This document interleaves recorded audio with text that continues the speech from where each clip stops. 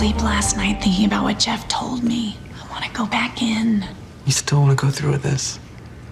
Of course. I just don't want to jeopardize everything because you're pissed about your life. I am not pissed about my life. You're living at home with your mom, your husband's in rehab, you're stuck down in the basement with the losers. You're not pissed. Maybe I'm a little pissed, but that has nothing to do with this. Doesn't it? I mean, you better be pretty sure about your motives, because I'm pretty sure I'm gonna get fired for this. Hey, Tyler, you were gonna get fired anyway. Yeah, but I have a lot of relationships here. I'd be burning a bridge. Tyler, you're too nice. And just because we're in the basement doesn't mean we don't get to have a voice. And those people upstairs need to listen. You reap what you sow. What goes around comes around. Besides, the people down here, if they knew they were all gonna get fired and what we were doing, they'd be behind us all the way. Let's win one for the little guys. I gotta go to the bathroom.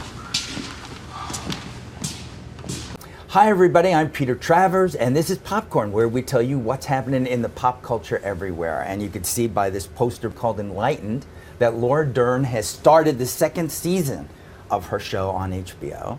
And I'm gonna force her to tell us a few things that happened. Now, she won't listen to me, she'll slap me around.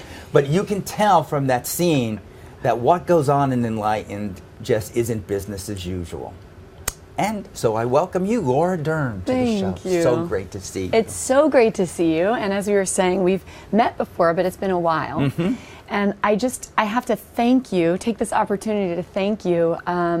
I'm being thanked? Yes. A critic is being thanked. A critic is being deeply because thanked. I want to hear the flourishes because now. many people will interview actors and ask why they make the choices they make. Mm-hmm. And we'll talk about being lucky enough to work with filmmakers who are daring and, you know, help us sort of go out on the cliff. But you, sir, have been so generous to me, and every time I've done something that's pretty radical, Which you do very frequently. you have always consistently, and I'm very grateful, been the critic who has been a champion of either the film or my performance and spoken to the fearlessness of that character and the complexity of the character with great devotion instead of judgment. And for that, it always supported me in pushing myself further. And so I really, from the bottom of my heart, you've meant a lot to my career and my choices. Thank you for that, because it's a good thing. When you're out there talking about when people are doing something that shows a kind of rebelliousness against form, Yeah. I think it's a great thing. And you've done it again with Enlightened. You've done a whole season, and now it's back. It's back. People didn't say, we don't want that craziness anymore. They said, we want it again. Yes, HBO. You We did love it. you, You had HBO. it. You did it. That this is a character who feels everything in such an enormous way and wants to do something to affect change. And she is as enormous a creature and as boundaryless or unaware of boundary that she in fact will do things that others may not do. Sometimes she'll do them very successfully, and sometimes it will be a cringe fest as we watch her try to make change in the world. Well, she starts by having a meltdown. I mean, that's the first thing we see. It's just Exactly. Yeah, no boundaries, no Yeah. anything, not even for herself. Yes, season Yeah. 1 starts with a breakdown in the middle of her, corporate office Mm-hmm. that she's worked at for 15 years. She's immediately sent for rehab of sorts and comes back deciding that in her new self-discovery, isn't it wonderful, she'll just try to change everybody else in her life. So she tries to change her mother, who she's forced to move back in with as she's lost her job. So at almost 40, she's stuck home with mom. She tries to change her ex-husband, who's a former addict, and in turn then starts to look around at the company she's working for all these years and wants to affect change there as well. We've come to the end of that first season, and we've seen Amy become a whistleblower. So you have to give us a clue as to what we're going to see without being really giving any spoilers. Well, when we started this whole process of developing the character, my kind of one-liner to HBO, my interest in the character was, because I was an obsessed I Love Lucy viewer as a child, and Lucy was a huge influence on me. I said, what if, that's it. I said, what if Lucy became Norma Ray?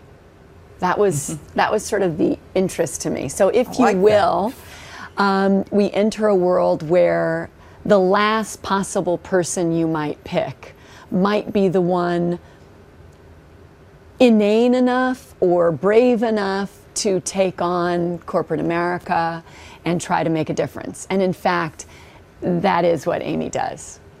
There's a lot of you in her, Yes. give or take, not this, including your mother, Diane Ladd, who is playing your mother, who often does, you know, Exactly. to do this. Yeah. What is that like? Other people say, look, I like to see my mother at holidays, you know, and you are just always there, you and Diane. You're together doing this. It's incredible. I mean, I will say it's very different at 40 than it was at 20. Is it? I can't imagine that would be. Thank God. Yeah. Thank God. And she's like, how is it different, Laura?